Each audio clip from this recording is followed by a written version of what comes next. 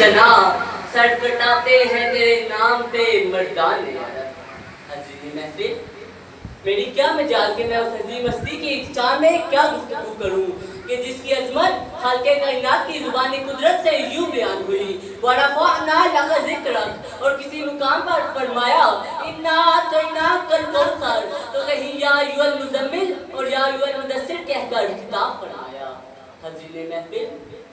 حضور علیہ السلام کی طیب زندگی کی دو پہلو ذات مصطفیٰ اور صفات مصطفیٰ پر ہاتھ لکھتے لکھتے ساکت ہو گئے، زبانیں بدعت کرتی کرتی خاموش ہو گئی، محقق تحقیق کرتے کرتے ملک عدم کو روانہ ہوئے، مفسر تفسیر کرتے کرتے موت کی آغوش میں چلے گئے، لیکن ذات مصطفیٰ اور صفات مصطفیٰ کا ایک باب ہی مکمل نہ ہوا۔ حضرین محفل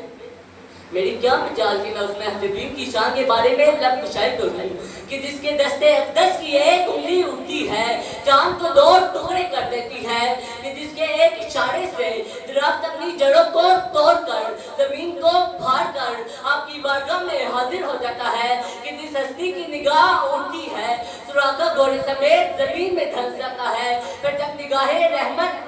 ہے تو گھوڑے سمیت زمین سے نکلنا شروع ہو جاتا ہے، جس پیکرے نور پر طائف کی بستی میں ظلم کے پہاڑ توڑے گئے، لیکن زبان مقدس سے بد دعا تک نہیں نکلی بلکہ بکورے دلت قلم لہوڑی۔ دعا مانگی الہی قوم کو چشمے بصیرت دے، دعا مانگی الہی قوم کو چشمے بصیرت دے، بے خبر ہے بیچارے تو انہیں نور ہدایت دے۔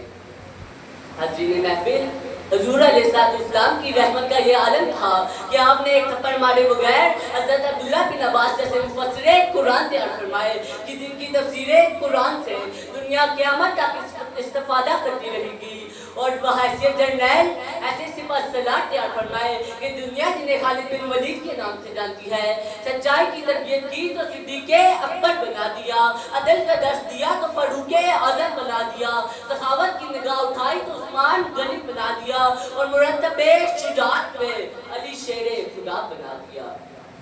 آخر میں حضور صلی اللہ علیہ وآلہ وسلم کی تعلیمات کی روشنی میں حاضرین کو یہ پیغام دے کر اجازت چاہوں گا کہ محبت کی نظر اہل وفا کی شان پیدا کر،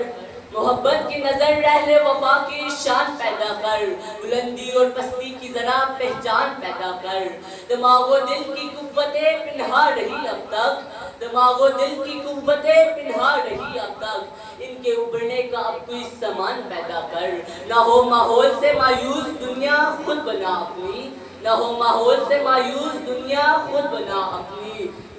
دلوں میں